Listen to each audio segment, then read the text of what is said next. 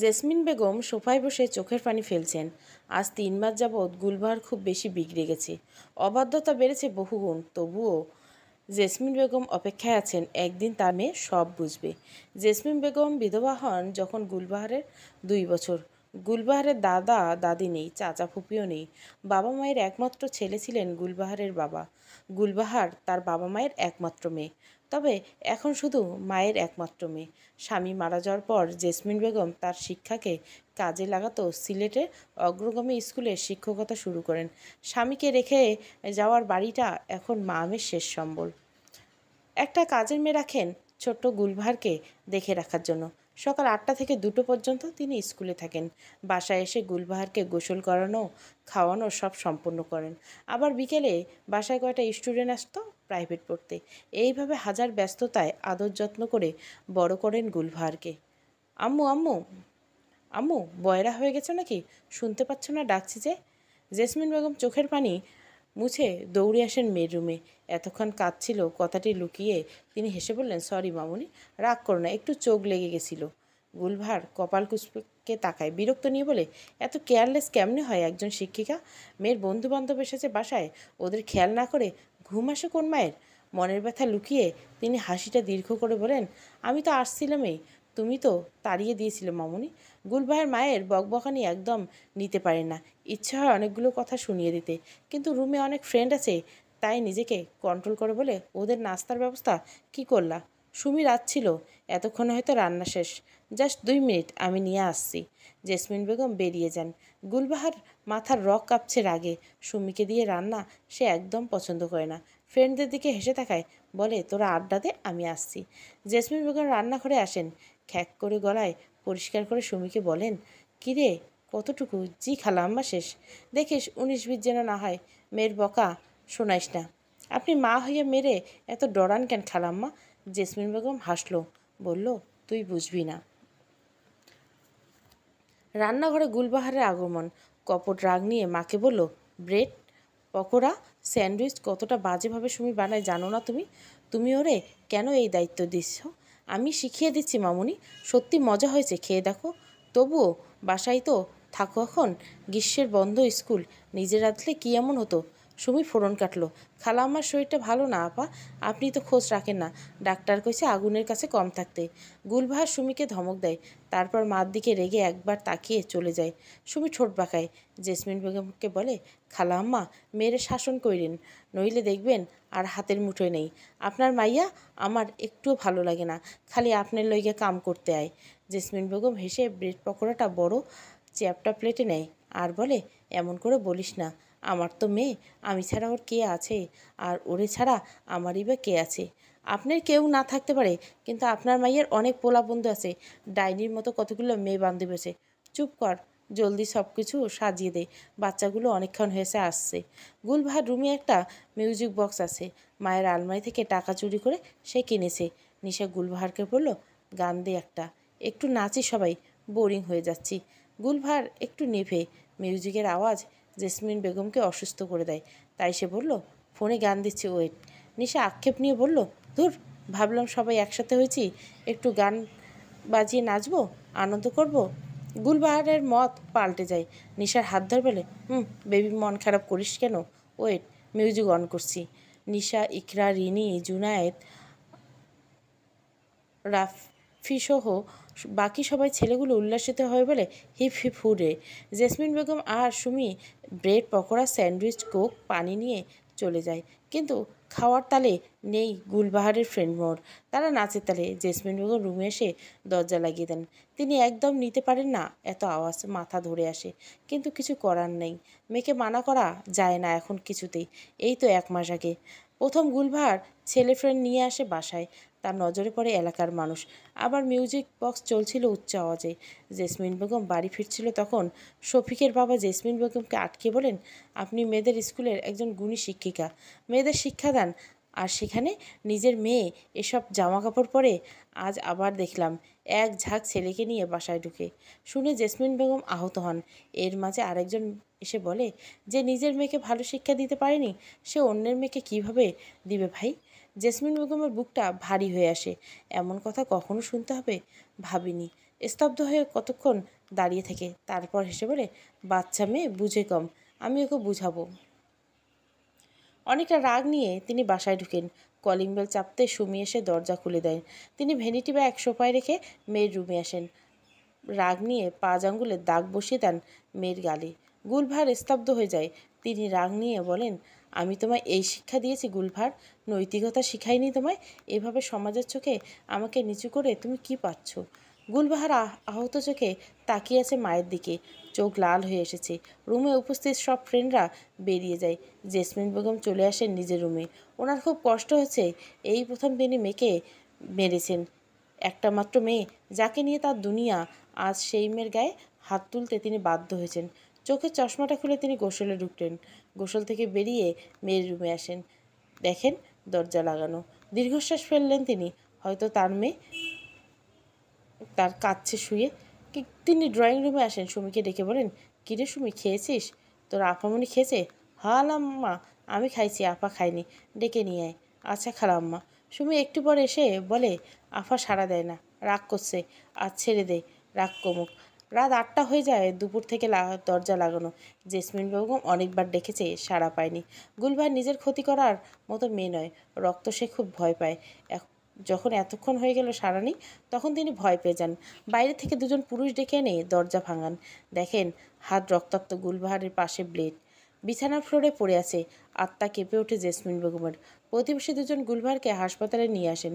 Doctor বলে, রগে blade লাগেনি, তাই মেয়েটা বেঁচে গেছে। আর ঘুমের ওষুধ খেয়েছে, যার জন্য এতক্ষণ ঘুমিয়েছে। সেদিন জেসমিন বেগমের চেনা জানা দুনিয়াটা অচেনা হয়ে যায়। এত শান্ত, ভীতু, মেধাবী মেয়েটা এমন কিভাবে হলো? এতটা বিগড়ে গেল কিভাবে? ভার্সিটি ভর্তির পর থেকে মেয়েটার মধ্যে চেঞ্জ আসে। আস্তে আস্তে এই পর্যায়ে সঙ্গদোষে লোহা ভাসে। কথাটা সত্য প্রমাণ গুলভার। দুপুর থেকে রাত 10টা অবধি বন্ধুবান্ধব বাসায় ছিল। যখন চলে যায়, জেসমিন বেগম হাসিমুখে বিদায় দেন। গুলবাহার গেট অবধি এগিয়ে দিতে আসে। নিশা হাত নাড়িয়ে বলে, গুলবাহার বেবি বাই। জুনায়েদ নিশার মাথায় গাঁটটা মেরে বলে, গুল্লাবাহার না, গুলবাহার হবে। নিশা তাচ্ছিল্য হেসে বলে, গুলবাহার কোনো নাম হলো? এত বড় নাম, বুড়ি মহিলাদের মতো মগা নাম। গুলবাহারের মনটা তিক্ত হয়ে যায়। তবুও ঠোঁটে হাসি রেখে বলল, বাই। গুলবাহার বাসায় ঢুকে দেখে ড্রয়িং রুমে মা বসে আছেন। ক্লান্ত শরীর সোফায় এলিয়ে দিয়ে বলল, গুলবাহার নামটা না রাখলেই পারতে আম্মু। কাউকে বলা যায় না এই নাম। শিক্ষিত হওয়া সত্ত্বেও এমন নাম কেমনে রাখলে? জেসমিন বেগম উত্তরে কিছু বলে না। চোখে ভেসে ওঠে যখন গুলবাহার ক্লাস 3তে পড়তো। স্কুল থেকে বেরিয়ে মাকে গলা জড়িয়ে ধরে বলেছিল, আম্মু থ্যাংক ইউ। ও মা, আমার মামুনিটা আজ এত খুশি কেন? আর থ্যাঙ্কস ব্যাপার কি? তুমি আমার বেস্ট মা। আমার এত সুন্দর নাম রেখেছো, এজন্য থ্যাংক ইউ। তাই? কে বলল মামুনি? আমার মামুনির নামটা অনেক সুন্দর। বাংলা মিস বলেছে আমার নামটা নাকি অনেক সুন্দর, সবার চেয়ে সুন্দর। আরও বলেছে এই নামটা যে রেখেছে সে নাকি আরও সুন্দর। আমি কি বলেছি জানো মা? কি বলেছি? আমার আম্মু দুনিয়ার সবার চেয়ে সবচেয়ে সুন্দরী, তাই আমার আম্মু আমাকে এত সুন্দর নাম দিয়েছে। সেদিন জেসমিন বেগম গুলবারকে জাপটে ধরেছিল খুশিতে। এই নামটা চেঞ্জ করে ফেলবো আমি। জেসমিন বেগম ভাবনা সুতোয় কাটে বলেন, করো। একটা ফ্ল্যাট কিনো আম্মু, এই বাড়ি ভালো লাগে না। এত টাকা কই পাবো রে মামুন্নি? গুলবাহার বিরক্ত নিয়ে উঠে দাঁড়ায়। রুমে যেতে যেতে বলে, আফসোস হয় কেন যে কোনো ধনীর ঘরে আমার জন্ম হলো না। জেসমিন বেগম চোখে জল ভরে উঠেছে। মেয়ে হয়তো জানে না ওনার বুকটা চুরমার হয়ে যায় যখন গুলবাহার অন্য বাবা মায়ের সাথে নিজের বাবা মাকে তুলনা করে। গুলবাহার ঘুমিয়েছে অনেকক্ষণ। জেসমিন বেগম মেয়ের রুমে আসেন। মেয়ের মুখের পানে তাকিয়ে থাকেন। দেখতে পান আগের মতোই কতটা মায়াবী। মনটা এমন তেতো হলো কেন রে মামুনি? বোঝো না তুমি ছাড়া আমার কেউ নেই। কাঁথা বুক অবধি টেনে দিয়ে আসার সময় মেয়ের কপালে চুমু এঁকে দেন। জেসমিন বেগম রুমে এসে দরজাটা বন্ধ করে আলমারি থেকে মেয়ের ছোটোবেলার জামাকাপড়গুলো নিয়ে কাঁদেন। আহা, কতই না পাগল ছিল গুলবাহার মায়ের জন্য। মাকে ছাড়া কিছু বুঝতো না। একদিন জেসমিন বেগম অভিমান করে বলেছিল, গুলবাহার না পড়লে তিনি চলে যাবেন আল্লাহর কাছে। তাই গুলবাহার কি কান্নাকাটি না করেছে, সারাদিন পড়েছে। তিনি খুব মিস করেন সেই দিনগুলি। আফসোস করেন যদি ফেরা যেত সেই সুন্দর দিনগুলিতে। জেসমিন বেগমের শরীরটা ভালো না, হার্টের প্রবলেম, ডায়াবেটিস। কিন্তু ওষুধ এনে খান না, খাবেই বা কীভাবে? শিক্ষকতা করে কি আর অঢেলা টাকা পাওয়া যায়? মেয়েকে প্রতিদিন টাকা দিতে হয়। কম টাকা দিয়ে হয় না, অনেক দিতে হয়। পার্টিতে যাবে জামা দরকার, বিয়েতে যাবে জামা দরকার, বন্ধু বান্ধবকে ট্রিট দিবে টাকা দরকার। কিন্তু ইদানিং টাকার অঙ্কটা বেড়ে গেছে। তিনি ভেতর ভেতর ভয় পান, মেয়ে তার নেশায় আসক্ত হচ্ছে না তো। আবার টানা টাকা না দিলে মেয়ে ব্ল্যাকমেল হাজারটা, নিজের ক্ষতি করার ভয় দেখায়। আদর শাসন কিছুই কাজ করছে না। ছুটির শেষে আর 2 দিন আছে, তারপর স্কুলে নিয়ে ব্যস্ত হয়ে পড়বেন জেসমিন বেগম। বড্ড ইচ্ছে হচ্ছে মেয়েকে নিয়ে ঘোরার। সাহস করে মেয়ের রুমে আসেন। গুলবার ফোনের সামনে বসে কথা বলছিল, সম্ভবত লাইভে এসেছে ফেসবুকে। এই মুহূর্তে ডাকাডাকি করলে রেগে কি করে বসে, তাই আর ডাকেননি। রুমে এসে বসেন, টিভি ছাড়েন, কিন্তু না, ভালো লাগে না টিভি। অসুস্থ বাচ্চা দিন দিন, ওষুধ না খাওয়ার কুফল। বুকটা মাঝে মাঝে ব্যথা করে, ডায়াবেটিসও বেড়েছে বোধহয়। এমতো অবস্থায় একজন সঙ্গী দরকার, কিন্তু কে হবে সঙ্গী? মেয়ে ছাড়া তো কেউ নেই। সুমি ডাকেন, সুমি। 2-1 মিনিট পর সুমি আসেন। জি খালাম্মা। তুই বিয়ে করছিস কবে? সুমি হকচকিয়ে তাকায়, বলল, এজন্য দেখছেন? জেসমিন বেগম হাসলো, আদা সহায় বলল, তারপর বললেন, আয় একটু গল্প করি। থালা বাসনগুলো ওসব পরে পরিষ্কার করিস, এখন আয়, বস এখানটায়। সুমি বিছানায় জেসমিনের পাশে বসে। জেসমিন হেসে বলল, বয়স কত হলো? ওই তো 17। জেসমিন বেগম জোরে হেসে বলে ওঠে, 2 বছর আগে যখন আমার বাড়িতে প্রথম আসলি তখনও বলেছিস 17। তোর কি বড় হতে ইচ্ছে হয় না? না খালাম্মা, আমার 17ই বয়স। জেসমিন বেগম আর কথা বাড়ায় না, শুধু হাসেন। গুলবাহার বের হচ্ছিল। জেসমিন বেগম ডাকেন, গুলবাহার। গুলবাহার বিরক্ত হয়, কিন্তু প্রকাশ করে না, দাঁড়ায় দরজার সামনে। জেসমিন বেগম উঠে এসে অনুরোধ গলায় বলল, কই যাচ্ছ মামুনি? আমার সাথে আজ একটু ঘুরবে? যা খেতে চাইবে দেব। কিঞ্চিত ভুরু কুচকে মায়ের দিকে তাকাই গুলবাহার। আর্তনাদ করে বলে, কি বলছো? তোমার সাথে আমার ঘোরার বয়স? এখন বন্ধুবান্ধবের সাথে ঘুরবো, আর কই যাচ্ছি সেটা বলা যাবে না, ব্যক্তিগত অনেক ব্যাপার আছে। জেসমিনের উত্তরের আশায় না থেকে গুলবাহার বেরিয়ে যায়। টুনি রাগ নিয়ে বলে, আপনি ভালা মানুষ, আমার আম্মা হলে জুতা দিয়ে বাড়াই দিত। জেসমিন বেগম বাথরুমের দিকে যেতে যেতে বলেন, কখনো মারিনি মেয়েটাকে, একবার দুকে মারিছি, দেখিস নেই? কী হয়েছে? থাক না, ও ওর মতো, একদিন ঠিক বুঝবে। স্কুল খোলা হয়েছে 2 দিন। জেসমিন বেগম স্কুলে যায় না। স্কুলের প্রধান শিক্ষক আবু হানিফ স্যার কল আসে। জেসমিন বেগম রিসিভ করেন। আসসালামু আলাইকুম। ওয়ালাইকুম সালাম ম্যাডাম, আপনি স্কুলে আসছেন না কেন? জি, শরীরটা ভালো না। কবে নাগাদ আসতে পারবেন? আগামীকাল দেখে আসবো। আচ্ছা ম্যাডাম, আপনার সাথে একটা কথা ছিল। জি ম্যাডাম বলুন। আমার বোনের ছেলের জন্য মেয়ে খুঁজছি। আপনি আর আপনার মেয়েকে তো আমি চিনি। আপনি যেমন বুদ্ধিমতী, আপনার মেয়েও। 2 বছর আপনার মেয়েকে দেখি না, কিন্তু এর আগে তো দেখেছি, যথেষ্ট সুন্দরী। আপনার মেয়ের জন্য আমার বোনের ছেলে উপযুক্ত মনে হলো। আমার ভাগ্নে কিন্তু কর্মঠ। জেসমিন বেগম অপ্রস্তুত হয়ে পড়েন। মেয়ের বিয়ের কথা ভাবেনি, কিন্তু এখন ভাবতে হচ্ছে। মেয়ে যেভাবে বিগড়ে যাচ্ছে, যদি স্বামী সংসার পেয়ে ঠিক হয়ে যায়। তিনি উৎসাহ নিয়ে জিজ্ঞাসা করেন, ছেলের ফ্যামিলি মেম্বার কতজন? মা আর ছেলে। ছেলের বোনের বিয়ে হয়ে গেছে, তাই তো বলছি আপনাকে। জেসমিন বেগম খুশি হন। ছেলে কি করে? অস্ট্রেলিয়া থেকে পড়াশোনা শেষ করে দেশে জব করেছে আপাতত, 6 মাস পর চলে যাবে। জেসমিন বেগমের মুখটা খুশিতে ভরে ওঠে। আচ্ছা, আপনি আমাকে কাল ছবি দেখিয়েন। আচ্ছা ম্যাডাম, আজ রাখি। জি, আল্লাহ হাফেজ। এর পরের দিন ছেলের ছবি দেখেন জেসমিন বেগম। খুব পছন্দ হয়।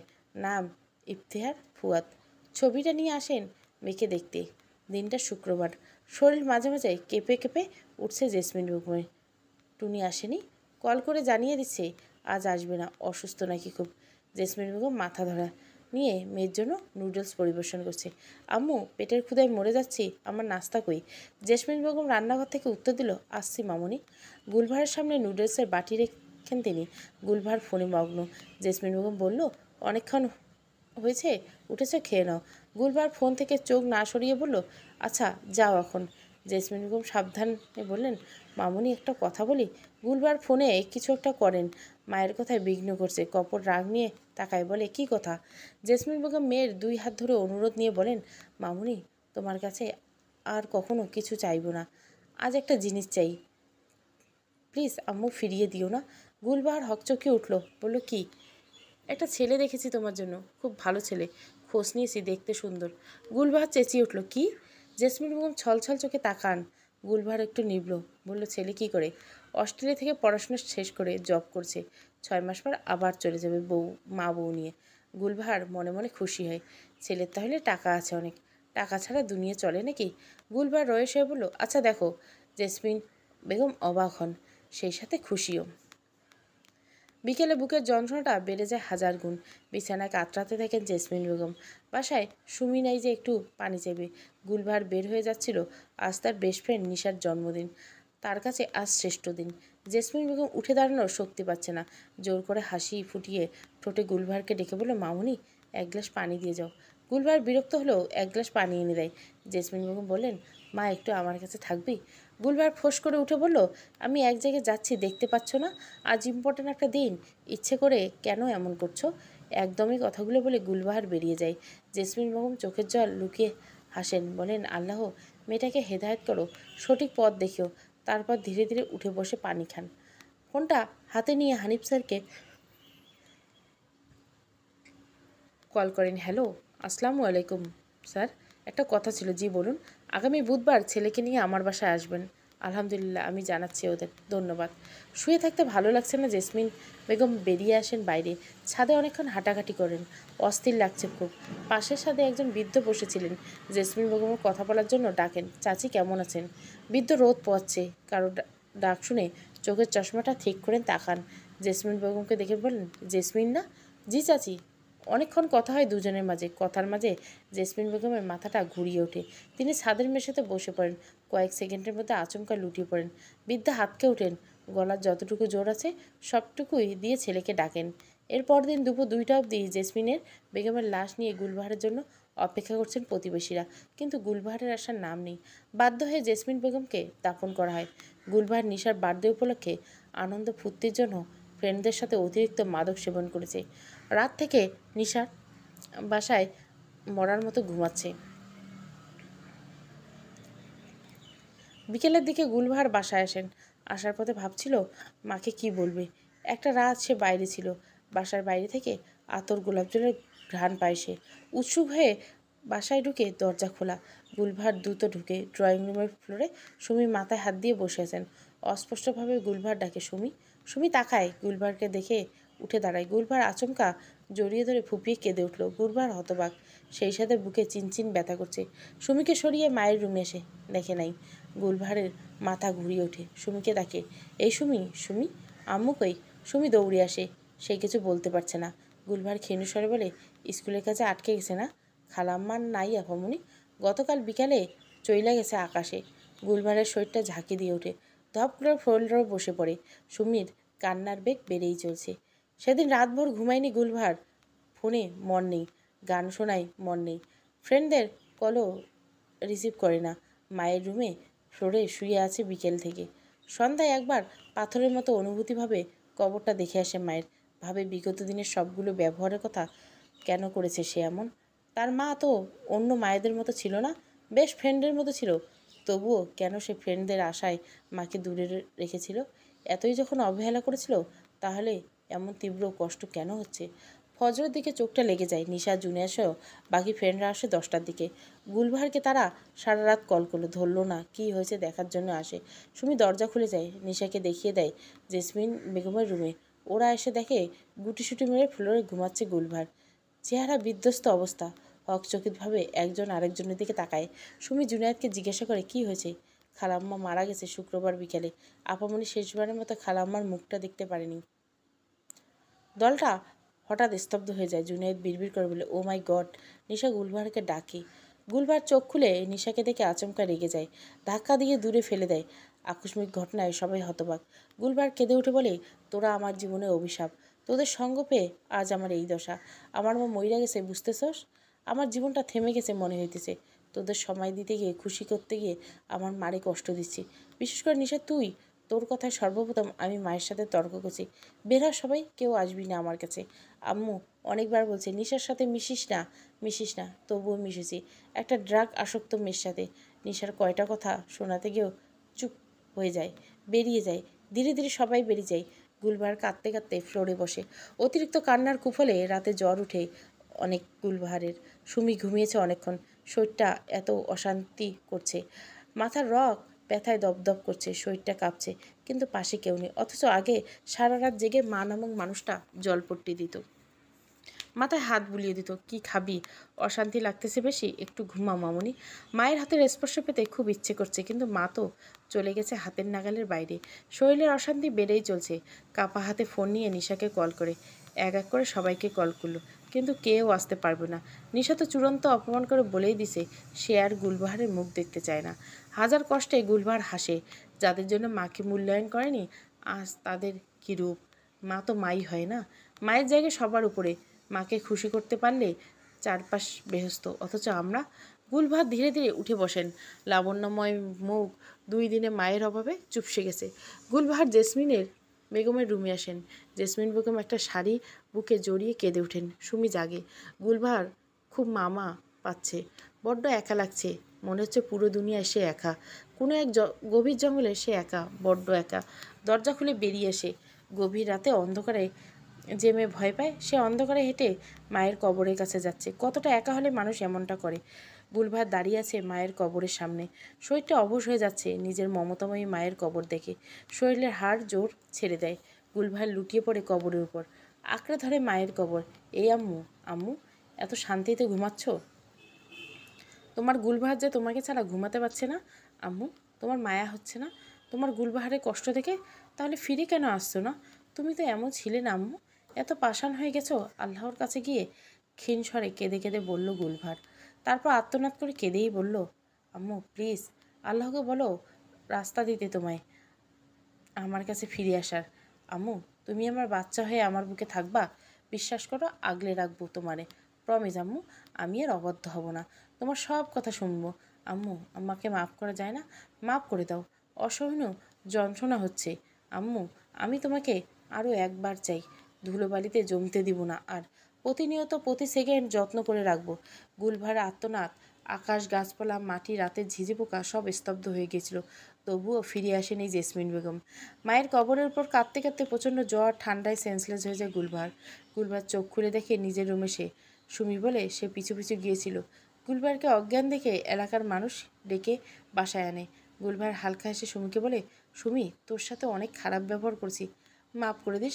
আর নতুন কাজ নেই, আমি তোরে বেতন দিব কই থেকে? সুমি উত্তরে কিছু বলল না। সত্যি তাকে তো চলে যেতে হবে, পেট চালাতে টাকা দরকার। এর পরদিন থেকে সুমি আর আসে নেই। গুলবাহারের সময়গুলো বিষদময় হয়েছে। বাসায় চাল ছিল 1 বস্তা করে আর 1 কেজি ডাল, তাই রেঁধে যাচ্ছে। ভার্সিটি যায় না। জেসমিন বেগমের আলমারিতে কিছু টাকা পেয়েছে, সেগুলো যত্নে লুকিয়ে রাখে। জেসমিন বেগমের রুমেই গুলবাহার ঘুমায়। হুটহাট মায়ের জন্য চিৎকার করে কেঁদে। মাঝে মাঝে ভাবে কি স্বার্থপর ফ্রেন্ড ছিল তার। একটা বার দেখতে আসেনি। ভার্সিটিতে আরও 2-3 জন ছিল যাদের সাথে গুলবাহার প্রথমে মিশত। তারপর নিশার গ্রুপের সন্ধান পেয়ে এদের আর পাত্তা দেয়নি। আর আজ এরাই এটা ওটা নিয়ে আসছে মাঝে মাঝে। গুলবাহারের খুব লজ্জা হয়। কথা বলে না কারোর সাথে। পাড়া প্রতিবেশী দেখলেই কথা শোনায়। আবার গতকাল থেকে কিছু বখাটে জ্বালাচ্ছে। রাতে পাথর ছুঁড়ে দেয় ছাদে। বাজে মন্তব্য করে। গুলবাহার ভয়ে আড়ষ্ট হয়ে থাকে। সেদিন সকাল 10টা, বার শুক্র। কলিং বেল বাজছে অনেকক্ষণ। গুলবাহার ভয়ে দরজা খুলছে। মায়ের সেলফোনটা বেজে উঠল। গুলবাহার রিসিভ করে ওপাশ থেকে বয়স্ক গলা পাওয়া যায়। হ্যালো ম্যাডাম, দরজা খুলছেন না কেন?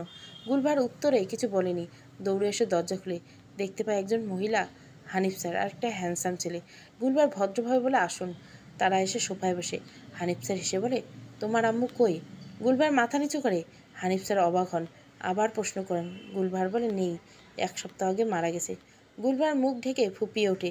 3 জন আহত হয়।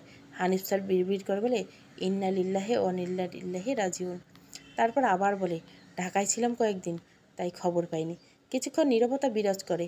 হানিফ স্যার কেসে সবার দৃষ্টি আকর্ষণ করে। আফা, মেয়ে পছন্দ হয়েছে? জেসমিন ম্যাডাম নেই, তিনি যা সম্পূর্ণ করতে পারেননি, আমার করা উচিত। গুলবাহার অবাক হয়ে তাকায়। হানিফ স্যারের বোন বলে, আমারও তো পছন্দ হয়েছে। ফুয়াদের আর মেয়ের ইচ্ছা থাকলে কোনো সমস্যা নেই। এত গুণী একজন মহিলার মেয়ে খারাপ অবশ্যই হবে না। ভাগ্নে, ফুয়াদ একবার গুলবাহারের দিকে তাকায়। তারপর বলল, ওনার সাথে একবার কথা বলা উচিত। হানিফ স্যার গুলবাহারকে উদ্দেশ্য বলে, তোমার সমস্যা একা কথা বলতে? গুলবাহার মাথা নাড়ায়। আসুন বলে নিজের রুমে হেঁটে আসে। ফুয়াতে পিছু আসতে নেয়, তখনই হানিফ স্যার বলে, মনে রাখিস মেয়েটার অভিভাবক নেই। মামা খালারা আছে, কিন্তু তারা কোনো কাজের না। অভিভাবকহীন বিয়ে করতে হবে। ফুয়াদ হেসে রুমে আসে। অনেকক্ষণ বিছানায় চুপ করে বসে থাকে। গুলবাহারকে উদ্দেশ্য করে বলে, গুলবাহার নামটা আপনার চেয়েও সুন্দর কে রেখেছে? আমার আম্মু। হেসে বলল গুলবাহার। মনে মনে ভাবে, সবাই বলে কত সুন্দর নাম, অথচ একজনের মন্তব্যে আমি আম্মুর সাথে বাজে ব্যবহার করছি। কেন এই নাম রাখলো তাই? বিয়েতে আপনি রাজি? ফুয়াদ প্রশ্ন করলো। গুলবাহার না করে ফুয়াদের হাসি মিলিয়ে যায়, বলল, কেন? এই বাড়ি ছেড়ে কোথাও যাব না। আপনাকে একটা কথা বলি। জি। আপনার এখন তো কেউ নেই, একটা নির্দিষ্ট নিরাপদ জায়গা করে নেওয়া উচিত, নয়তো আপনারই ক্ষতি। আর আপনার মা এটাই চেয়েছিল। গুলবাহার কিছু বলল না। ছেলেটা স্মার্ট, বুঝতে পেরেছে। ফুয়াদ নাম্বার দিয়ে বেরিয়ে গেল। মত পাল্টে গেল যেন জানায়। সারা রাত ভেবে দেখলো এখানে বেশি দিন থাকাটা রিস্ক হবে। যে কোনো মুহূর্তে বখাটেরা হামলা করবে। আর যা খাবার আছে আর কয়েকদিন যাবে। ফুয়াদকে টেক্সট করে, আমি রাজি। কয়েকদিনের মধ্যে ঘরোয়াভাবে বিয়ে সম্পূর্ণ হয়ে স্বামীর বাড়িতে আসার পর সে খেয়াল করে ফুয়াদ মাকে চোখে হারায়। বাসায় এসে মায়ের কাছে যাবে, প্রত্যেক দিন কিছু না কিছু আনবে, নিজে হাতে রেঁধে খাওয়াবে। তখন গুলবাহার খুব কাঁদে। মাকে মিস করে দিয়ে সারা শরীরে হয় জ্বালা পোড়ো যন্ত্রণা। আফসোস করে, আমি কেন মন হলাম না? ফুয়াদের মতো সন্তান প্রত্যেকের ঘরে ঘরে কেন হয় না? দিন শেষে রাতে গুলবাহার আকাশের দিকে তাকিয়ে থাকে, খুঁজে পায় মা কোনটা। মাঝরাতে স্বপ্ন দেখে মাকে চিৎকার করে ওঠে। ঘুম ভেঙে যায়। ফুয়াদ বুকে মুখ লুকিয়ে কাঁদে। স্বামী শাশুড়ি ছাড়া দুনিয়াটায় সে চেনে না আর। টিভি দেখে না, ফেসবুকে যায় না অনেক দিন। বাসায় টুকটাক কাজ করে আর মায়ের কথা ভাবে। আচমকা চিৎকার করে কেঁদে ওঠে। কেটে গেছে অনেকগুলো মাস। মায়ের মৃত্যুর শোক থেকে বেরোতে পারেনি গুলবাহার। 3 দিন পর অস্ট্রেলিয়া চলে যাবে। মায়ের কবরের পাশে বসে আছে। আম্মু, চলে যাচ্ছি সুদূরে, তোমায় খুব মিস করব। আর মা, আল্লাহকে বলো তোমার মতো যেন আমার একটা মেয়ে হয়, আমার মায়ের মতো। গুলবাহার, আসো, ফুয়াদ বলল। গুলবাহার আঁকড়ে ধরে মায়ের কবর, মাটি খামচে ধরে বলে, আমার মনে হচ্ছে মায়ের কবর রেখে আমি যেতে পারবো না অস্ট্রেলিয়া। আমাদের ভিসা পাসপোর্ট সব রেডি, যেতেই হবে। গুলবাহার ফুয়াদের 2 পা ধরে কেঁদে ওঠে, প্লিজ, আম্মুর কবরটা রেখে যেতে পারবো না। আমরা একসাথে থাকি না বাংলাদেশে? তোমার তো ভালোই জব আছে। সমাপ্ত। ফুয়াদ উত্তরে হ্যাঁ নাকি না সেটা ছেড়ে দিলাম পাঠকের উপর। আপনারা যদি মনে করেন গুলবাহার অস্ট্রেলিয়া যাক, মায়ের কবর ছুতে না পেরে যন্ত্রণায় মরুক, আরও শাস্তি পাক, তাহলে না। আর যদি আপনারা মনে করেন মেয়েটা অনেক কষ্ট করছে, সে অনুতপ্ত, মায়ের কবর থেকে তাকে দূরে না রাখাই ভালো, তাহলে উত্তর হ্যাঁ। আর যারা গল্পটা পুরোটাই শুনবেন তারা হ্যাঁ আর না উত্তরটা অবশ্যই দিবেন। Thank you for watching Gulbahar. গল্পটা ভালো লাগলে অবশ্যই লাইক, শেয়ার এবং সাবস্ক্রাইব করবেন।